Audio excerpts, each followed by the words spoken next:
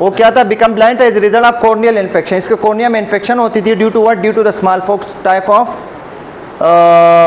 Infection की वजह से। वायरुलेशन क्या है, small variolated people died because of smallpox. The term vaccination, जो टर्म वैक्सीनेशन था वो डराइव फ्रॉम वेका से लिया गया, जो लेटिन वर्ड है जो किसके लिए हम यूज़ करते हैं, फॉर काव, क्योंकि एक काव से एक जो मिल्किंग कर रही थी एक लेडीज़ थी, उसकी वजह से ये फैल गया था जब फाइंड आउट हुआ था, तो इसलिए इसका नाम जो है इसी से लिया गया, ये काव पॉक्स था।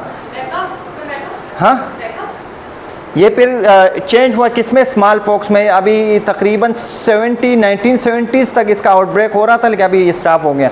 तब तक ये वैक्सीनेशन होती थी इसके लिए, सही है। वैक्सीनेशन होती थी, अभी मुझे नाम नहीं याद है, आप लोग खुद वो सर्च कर सकते हो। अभी आउटब्रेक नहीं है, ख़त्म हो गया ना वो आउटब्रेक। जैसे अभी भी बाज़ इलाकों में आपके पाकिस्तान में पोलियो अभी भी है, लेकिन in the develop country there is no polio, तो वहाँ पर आउटब्रेक नहीं है, ख़त्म हो गया। लेकिन यहाँ पर आउटब्रेक है, सही है। ये तस्वीर से आप लोगों को पता है कि genres experiment was purely based on the observational data that provide the basis of disease prevention. इसने डिजीज़ प्रिवेंशन के लिए कुछ बेस बताए थे कि किस तरह प्रिवेंट किया जाता है, किस तरह हमको प्रिवेंट करना है, क्योंकि उसको पता चला कि काऊ से जो मिल्किंग ऑफ काऊ थी उससे ये फैल गया था, तो उसने वहाँ के प्रिवेंशन स्टार्ट किया, इसके लिए वैक्सीनेशन बना दिया। इसकी आफ्टर द फॉर्मेशन या after the invention of this type of vaccination वो देता गया, जो इसका आउटब्रेक था आखिरकार वो ख़त्म हो गया, सही है। फिर इसके बाद हमारे पास जॉन स्नो था। जॉन स्नो ने क्लोरा के ख़िलाफ़ काम किया था। इसने इस पर काम किया था कि जो बीमारी है किसकी वजह से फैल रहा है, जो फूड और कंटामिनेटेड फूड और कंटामिनेटेड पानी की वजह से फैल जाता था, और इसके वजह से लाखों लोग मरते थे। तकरीबन 1,20,000 तक लोग मरते थे, सही है। इस पर भी काम किया और आखिरकार इस पर भी कंट्रोल किया गया। अभी ये आउटब्रेक, इसका भी आउटब्रेक नहीं है, अभी ख़त्म हो गया, सही है। इस पर कंट्रोल किया गया।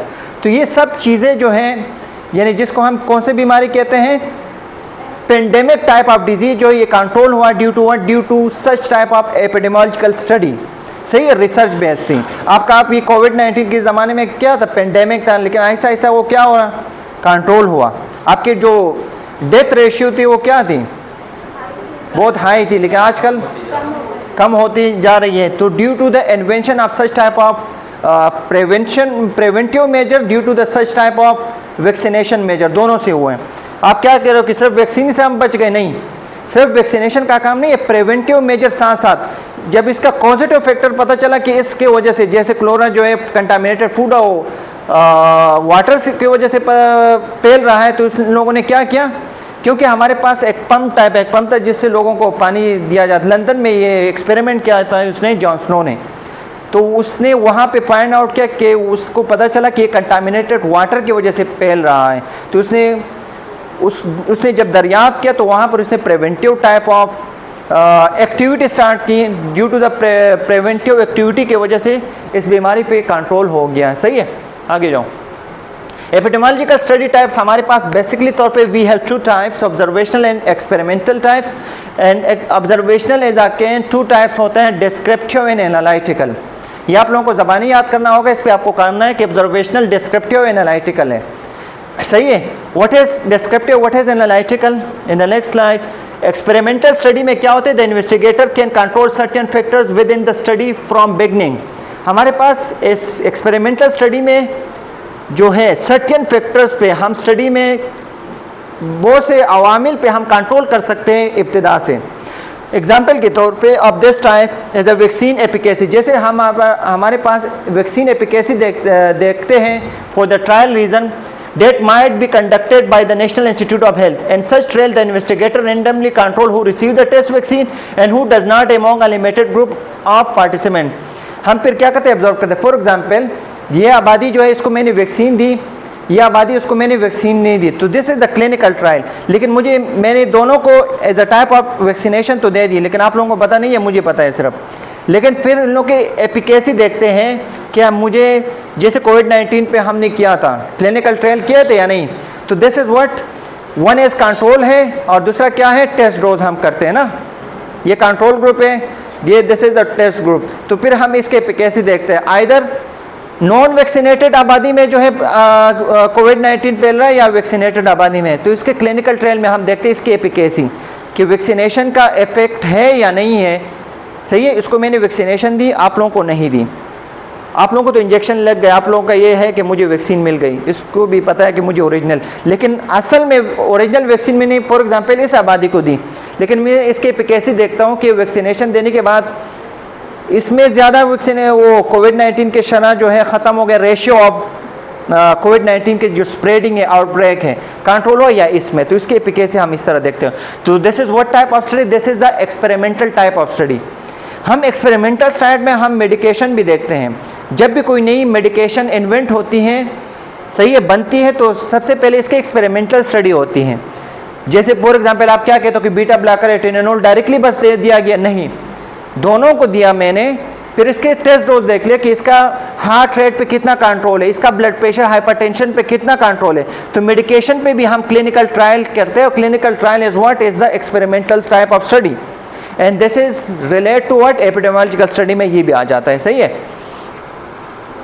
ऑब्जर्वेशनल स्टडी क्या है? What is observational study? The epidemiological does not control the circumstances, इसमें कंट्रोल नहीं होता है।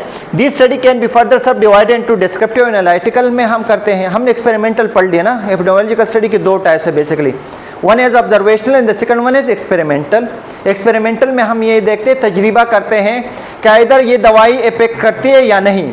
एक को मैं दवाई देता हूँ, दूसरों को प्लेसेबो देखता हूँ, प्लेसेबो पता है ना, तो फिर इसकी एफिकेसी देखता हूँ कि आइदर एटेनोल से या बीटा ब्लॉकर देने की वजह से ये आबादी का ब्लड प्रेशर कंट्रोल हो रहा है या नहीं। तो कैसे पता चलेगा?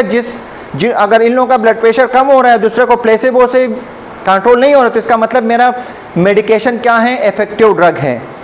मेरे पास दूसरा जो है ऑब्जर्वेशनल के अगेन दो टाइप्स है, कौन कौन से? Descriptive and analytical. Descriptive epidemiology में क्या basic of these category is the fundamental is what do epidemiologist collect that categorize and summarize the event of। हम इसमें क्या करते हैं? हेल्थ से रिलेटेड प्रॉब्लम जो है, हेल्थ से रिलेटेड जो इंफॉर्मेशन को मैं कलेक्ट पहले इस पेशेंट को क्या है, इसकी वाइटल साइन, इसको टेम्परेचर है, तो दिस टाइप ऑफ इवेंट्स और प्रॉब्लम्स को मैं क्या करता हूँ? लिख देता हूँ। तो on the base of observation, on the base of test वगैरह सब चीज़ें मैं करता हूँ। This is what, this is the descriptive type of epidemiology है। सही है। इन एनालिटिकल स्टडी में क्या होता है? The epidemiology relies on comparison between different groups to determine the role of different causative condition और risk factor. For example analytical study में मैं कंपैरिजन करता हूँ बिटवीन द टू ग्रुप्स। जैसे एक्सपेरिमेंटल में मैंने मेडिकेशन विद प्लेसेबो किया, सही है, इसी तरह एनालिटिकल स्टडी में भी मैं कंपैरिजन ग्रुप करता हूँ, आइदर रिस्क फैक्टर देखता हूँ।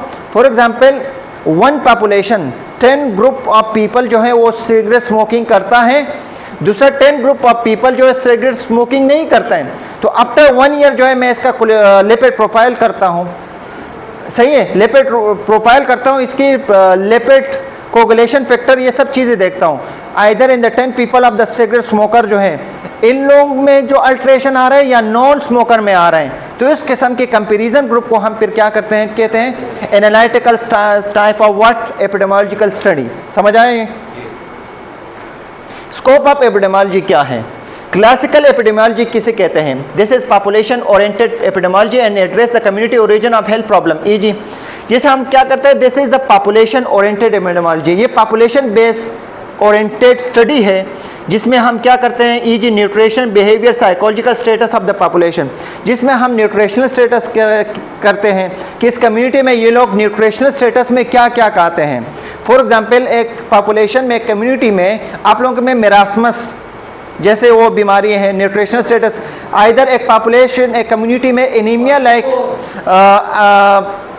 एनीमिया के एनेमिक टाइप ऑफ एक कम्युनिटी में बहुत ज़्यादा है, तो इसके लिए मैं कौन से base of epidemiology? Classical epidemiology करूँगा कि इस कम्युनिटी में एनीमिया क्यों है हाइयर रेंज में, वाई? क्योंकि हमने कहा था कि हम दो चीज़ें देखते हैं, एक पॉपुलेशन हेल्दी है, दूसरा बीमार है, क्यों? इसके रीज़न पता है ना, दूसरा बीमार, इसके कोई पॉजिटिव रीज़न हमने इब्तिदा में पढ़ा था। तो इसलिए मैं एपिडेमियोलॉजिकल स्टडी में ये कहता हूँ कि इसके न्यूट्रिशनल स्टेटस के बारे में देखता हूँ कि क्या वो प्रोटीन डाइट कम खाते हैं इसी वजह से ये कमज़ोर हैं, क्या वो प्रोटीन डाइट कम करते हैं इसलिए वो एनीमिक हैं, क्या वो हाई कोलेरिक डाइट देते हैं इसलिए हाइपरलिपिडेमिक और स्ट्रोक और हाइपरटेंसिव है? सही है। क्या वो हाई कोलेरिक डाइट खाते हैं इसलिए वो डायबिटीज़ में मुब्तला हैं? क्या वो इस किस्म की ग़िज़ाइयत खाते हैं जिसकी वजह से वो किडनी फेलियर का रेशियो जो है इस कम्युनिटी में बहुत ज़्यादा है? तो this is what this we use in the nutritional status of the community base of population हम देखते हैं। दूसरा बिहेवियर स्ट्रेटजी, क्या ये लोग क्यों इतना एंजाइटी स्ट्रेस डिसऑर्डर या डिप्रेशन का शिकार है? तो इन लोगों को बिहेवियर देखता हूँ, बिहेवियर स्टेटस और साइकोलॉजिकल स्टेटस में मैं ये देखता हूँ। और इसका अलावा ये तो हो गया। क्लिनिकल एपिडेमियोलॉजी क्या है? This is the patient oriented epidemiology. इसमें क्लिनिकल में हम स्पेसिफिक टू द पेशेंट करते हैं। Patient oriented epidemiology and aim at improving diagnosis. इसका क्लिनिकल एपिडेमियोलॉजी में हमारा मकसद क्या है? एट इम्प्रूविंग डायग्नोसिस, कि मेरा डायग्नोस्टिक फीचर जो है वो इम्प्रूव हो जाए। क्योंकि अगर आपका डायग्नोस, फॉर एग्जांपल एक जगह एक लेबॉर्ट्री वाला मुझसे 1000 रुपये ले रहे हैं एक CBC टेस्ट का और यूरिन DR का, दूसरा लैब वाला लेबॉर्ट्री जो है वो मुझसे 500 रुपये ले रहे हैं, वो भी CBC और यूरिन DR का। सही है, लेकिन 1000 वाले की एफिकेसी अच्छी है, सही है, दूसरे के एफिकेसी सही नहीं है, तो आपका इम्प्रूव डायग्नोसिस होगा। कौन सा वाला अच्छा होगा, बेहतर? 1000 वाला। क्योंकि आपका मकसद क्या? Aim at improving diagnosis. क्योंकि अगर आपका रॉन्ग मिस डायग्नोस होगा या फॉल्स डायग्नोस होगा तो फिर क्या होगा? फ़ायदा किसका होगा? आपका फ़ायदा होगा। आपने 500 रुपये तो बचा दिए लेकिन नुकसान आपका होगा, क्योंकि आपको जो एंटीबायोटिक की नीड नहीं होगी। फॉर एग्जांपल आपको इन्फेक्शन नहीं है, वो शो करे कि इन्फेक्शन है, तो you have to take the antibiotic. तो फिजिकली तौर पे भी आप ख़राब हो रहे हैं और इकोनॉमिकली दोनों पे ख़राब हो रहे हो। तो इसलिए मिस डायग्नोस, तो हमारे पास एपिडेमियोलॉजिकल स्टडी का मकसद क्या है? एम एट इम्प्रूविंग डायग्नोसिस, कि मैं डायग्नोस्टिक फीचर को बेहतर बना सकूं। अगर डायग्नोस्टिक फीचर बेहतर होगा तो क्या होगा? ट्रीटमेंट एंड प्रोग्नोसिस मेरा बेहतर होगा। सही है, डॉक्टर का यही इसी में फ़ायदा होगा। अगर डायग्नोस्टिक फीचर सही होगा तो ऑटोमेटिकली तौर पे वो क्या होगा? आपका ट्रीटमेंट और प्रोग्नोसिस ऑफ द पेशेंट अच्छा होगा, वो ऑलरेडी सफ़र एट मेडिकल कंडीशन में होगा। सही है। इसके अलावा की एस्पेक्ट्स क्या हैं? Key aspects of this definition, this is most important. Now we already हम डिस्कस करेंगे determinants, distribution, population health phenomena, morbidity and mortality further, कि व्हाट आर डिटर्मिनेंट्स। डिटर्मिनेंट्स क्या? This is most important for your understanding process that factors और events that are capable of bringing about a change in health. वो factors या events जो आपके health में तब्दीली ले आए। तो इसमें क्या है? इसमें हमारे पास जो डिटर्मिनेंट्स है वो हमारे पास smoking is also determinants. Smoking क्या है हमारे आपके पास? डिटर्मिनेंट्स में आ जाते हैं ना, वो आपके हेल्थ स्टेटस में तब्दीली ला सकते हैं या नहीं? इसी तरह खुशी एंड गम, वो क्या है? This is also determinants can change your health status. इसी तरह पनिशमेंट क्या है आपके पास? हाँ, तो हमारे पास example of determinant biological agents. Biological agents में हमारे पास बैक्टीरिया आ जाता है, it can change your health status. Virus भी है, फंजाई भी है। और क्या है बायोलॉजिकल एजेंट्स में हमारे पास? बहुत सारे माइक्रोब्स के अलावा और क्या चीज़ है बायोलॉजिकल में? बता सकते हो कोई? बताओ। बस ये सब हो गए। सही है। केमिकल एजेंट्स में क्या है? What are chemical agents? Chemical agents में हमारे पास कार्सिनोजेंस हैं। कार्सिनोजेंस क्या हैं?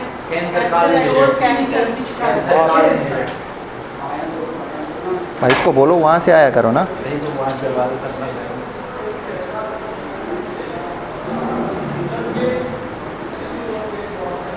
बस हाँ, डिटर्मिनेंट्स में हमारे पास जैसे बायोलॉजिकल एजेंट बैक्टीरिया हमने मिसाल दी। केमिकल एजेंट में कार्सिनोजेंस हैं। सही है। केमिकल एजेंट्स जैसे सिगरेट स्मोकिंग में भी कार्सिनोजन पाया जाता है, वो भी केमिकल एजेंट्स हैं। केमिकल एजेंट्स में और क्या चीज़ें हैं? सर हमारे ड्रग्स भी केमिकल एजेंट। हाँ, ड्रग्स भी गुड। हमारे पास जो ड्रग टॉक्सिसिटी हो जाती है तो दिस इज व्हाट? केमिकल। वो फिर केमिकल एजेंट्स में आ जाते हैं। और ड्रग्स के अलावा और कौन से केमिकल एजेंट्स हैं? तेजाब वगैरह, वो भी केमिकल एजेंट्स है ना। तो ये क्या है? These are the determinants which alter your health status. इसके अलावा लेस स्पेसिफिक फैक्टर स्ट्रेस है, तो वो भी डिटर्मिनेंट्स में आ जाते हैं, क्योंकि stress lead to what? These are the factor which is capable of bringing about the change in health ना। स्ट्रेस, ड्रिंकिंग, कौन सी ड्रिंकिंग? पानी नहीं है। सेडेंट्री लाइफस्टाइल, सेडेंट्री लाइफस्टाइल कौन सा होता है? जैसे ये बैठा हुआ है, सेडेंट्री लाइफस्टाइल है, कुछ काम काज नहीं करते, बस सिर्फ बातें करता रहता है। This is the sedentary lifestyle. Sedentary lifestyle क्या करते हैं? These are the determinants which is capable, which is responsible to change your health status. क्योंकि अगर सेडेंट्री लाइफस्टाइल होगी तो फिर क्या होगा? You are hypertensive, you become diabetic, तो ये सब चीज़ें सेडेंट्री लाइफस्टाइल में आ जाते हैं। और हाई फैट डाइट, अगर हाई फैट डाइट लोगे तो फिर क्या होगा? हाई फैट डाइट लोगे तो ये हालात होगी फिर। सही है, सही है। तो दीज आर डिटरमिनेंट्स, समझ आया? Determinants are such type of factors which can alter your health status. सही है। हमारे पास distribution, what is distribution? Distribution हमारे पास क्या है? फ्रीक्वेंसी, स्प्रेडिंग फ्रीक्वेंसी को हम क्या कहते हैं? किस रफ्तार से वो फैल रहा है। फ्रीक्वेंसी ऑफ डिजीज ऑकरेंस में vary from one population group to another. ये एक ग्रुप पॉपुलेशन से दूसरे ग्रुप पॉपुलेशन में क्या करते हैं? ये वेरी रखते हैं डिस्ट्रीब्यूशन में। बाज़ लोगों में डिस्ट्रीब्यूशन ज़्यादा होगी, फ्रीक्वेंसी ज़्यादा होगी, बाज़ लोगों में कम होगी। रीज़न क्या हो सकता है? उसका इन्वायरमेंटल फैक्टर्स भी हो सकते हैं। सही है। इसके इम्यून स्टेटस भी हो कर सकते हैं। इन्वायरमेंट का बहुत और इम्यूनिटी दोनों बहुत अहम किरदार अदा करते हैं डिस्ट्रीब्यूशन में। Hypertension is more common among, जैसे hypertension is more common among young black man than among young white man. कौन से लोगों में ज़्यादा है? यंग मैन में हाइपरटेंशन रेशियो ज़्यादा है as compare to the white man, young man में। तो this is what, this is the frequency. इन लोग का जेनेटिक जीन्स का भी उसमें करता है, वो इम्यूनिटी और इसके अलावा इन्वायरमेंटल फैक्टर्स है जो हमने बता दिए। और भी ऐसे हाइपरटेंशन नहीं है, लंग कैंसर भी हो सकता है, वो भी इन्वायरमेंटल फैक्टर है। बास कम्युनिटी में कैंसर रेशियो ज़्यादा है, frequency distribution ratio as compare to the other. सही है। बाज़ लोगों में कौन सी बीमारी ज़्यादा है? किडनी फेलियर के या किडनी स्टोन, कुछ हेरिडेटरी भी होते हैं। सही है। तो कुछ ऐसे होता है कि किडनी स्टोन फॉर्मेशन बास कम्युनिटी में बहुत ज़्यादा है, बास फैमिली में ज़्यादा है डिस्ट्रीब्यूशन, लेकिन बाद में कम है। तो this is the distribution pattern जो है community to community, population to population, वो क्या करते हैं? डिफर करते हैं। What is population? पॉपुलेशन पता है? Epidemiology examine disease occurrence among population groups. क्या है? The epidemiological description indicates variation by age. हमारे पास पॉपुलेशन ये क्या है? एपिडेमियोलॉजी एग्जामिन करते हैं डिजीज़ की न्यू पॉपुलेशन ग्रुप में न्यू केसेस को एग्जामिन करते हैं।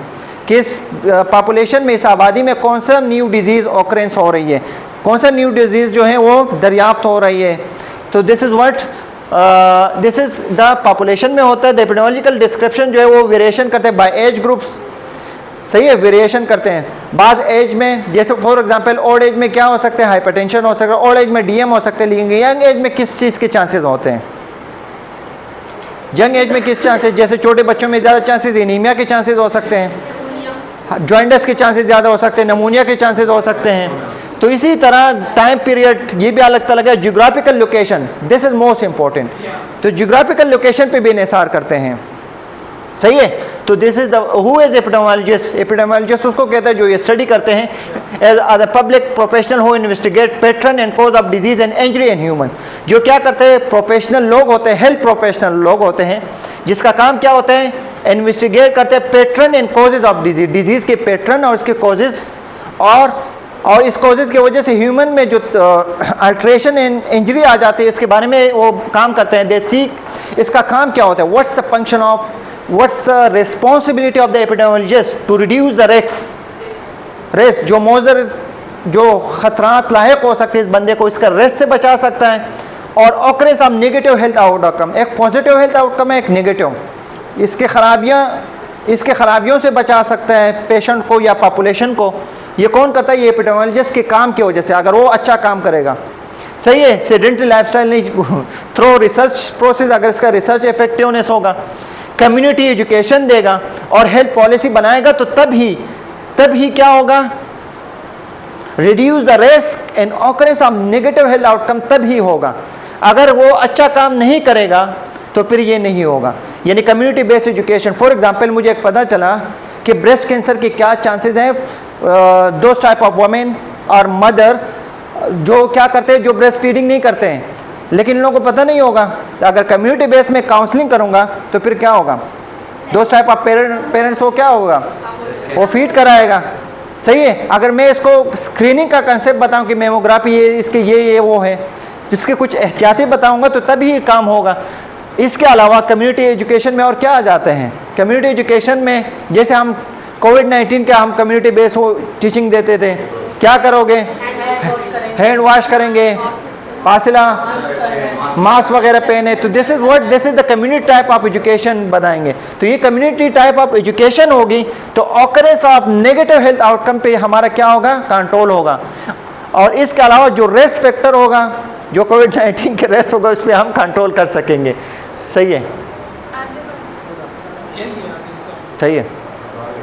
तो ये पब्लिक हेल्थ, ये सब चीज़ें रिसर्च बेस होते हैं। सही है। हेल्थ फिनोमिना क्या है, epidemiology investigates many different kinds of health outcome. Epidemiology क्या कर सकते हैं, इन्वेस्टिगेट करते हैं बहुत से different kinds of health outcome. जैसे इन्फेक्शियस डिजीज़ के बारे में हमारे पास पता चलता है, इन्फेक्शियस डिजीज़ में क्या क्या आ सकते हैं, जैसे मरसा है और नमूनिया है, this is the infectious, tuberculosis infectious disease में, और वीआरई, सीआरई, ये this are the infectious type of disease. और ये कम्युनिकेबल डिजीज़ भी है, जिसके लिए हम क्या करते हैं, वी आइसोलेशन कराते हैं। तो इसका कंसेप्ट मुझे पता होगा कि कंटेक्ट प्रिकॉशंस मैं कैसे करूँगा, मैं क्यों कर रहा हूँ, मैं ग्लविंग क्यों करता हूँ, मैं गाउन वगैरह क्यों पहन रहा हूँ, मैं गगल्स वगैरह क्यों पहन रहा हूँ। तो इसका अगर मुझे पता चलेगा तो तभी then I can control what type of disease, infection type of disease का मैं इस पर कंट्रोल कर सकूँगा। क्रोनिक डिजीज़, क्रोनिक डिजीज़ भी क्या है, डिफरेंट हेल्थ आउटकम में हम एपिडेमियोलॉजी की क्रोनिक डिजीज़ जैसे लिवर सिरोसिस है, आज का जो सबसे ज़्यादा जो हेल्थ डील करता है वो क्या है, किडनी फेलियर या हार्ट डिजीज़ है, फर्स्ट वो कौन है, तो हार्ट डिजीज़ पे मैं कैसे कंट्रोल करूंगा, अगर मुझे पता चलेगा कि एपिडेमियोलॉजी स्टडी की वजह से कि हाइपरलिपिडेमिया जो है आथेरोस्क्लेरोसिस की वजह से या सिर्फ स्मोकिंग की वजह से प्लेटलेट सेग्रीगेशन बढ़ता है, अगर मुझे ये कंसेप्ट पता चलेगा तभी I will be able to counselling my community base में तभी टीचिंग कर, जब मुझे पता होगा। जब मुझे पता नहीं होगा तो how I can counsel my community people. सही है।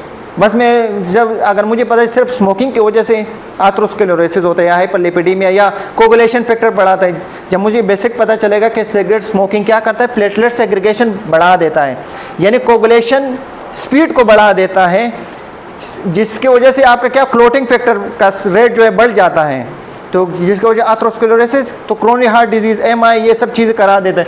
तो जब मैं ये काउंसलिंग करूँगा टू माय कम्युनिटी तो chances of such type of disease पे हम क्या कर सकते हैं, ओवरकम कर सकते हैं। और कौन सी बीमारियां हैं,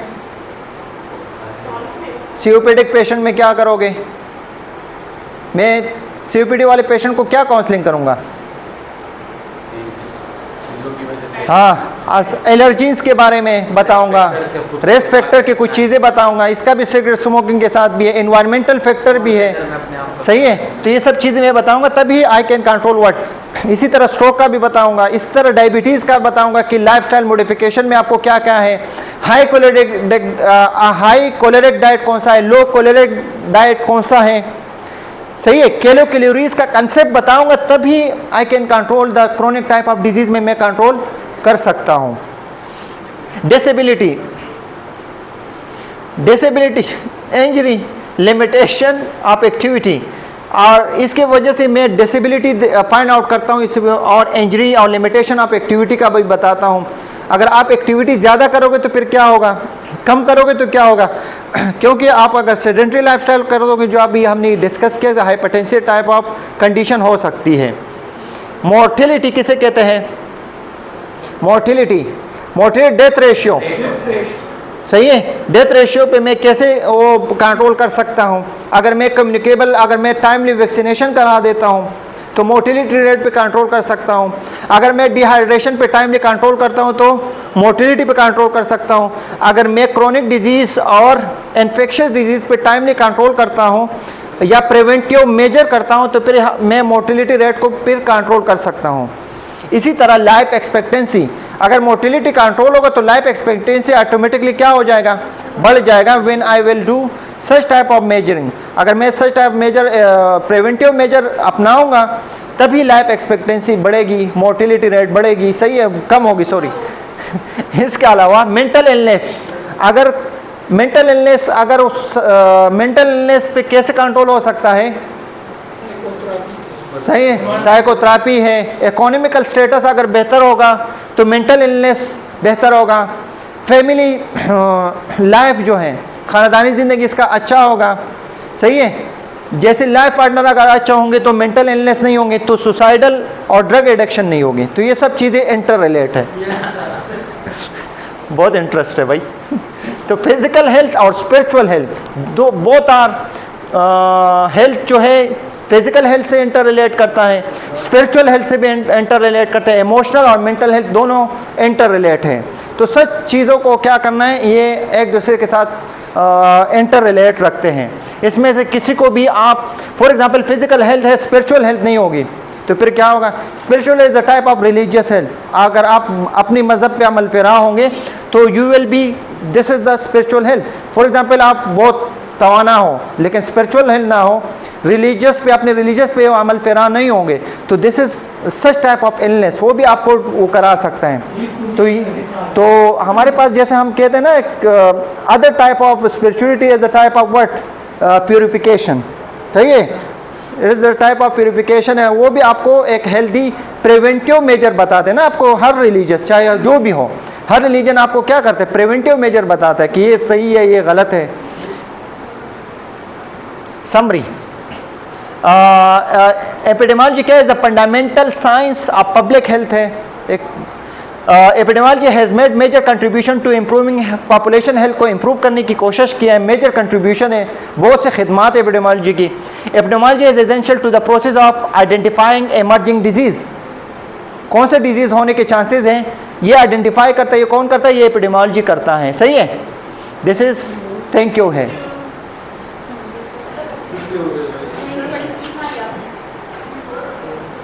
हाँ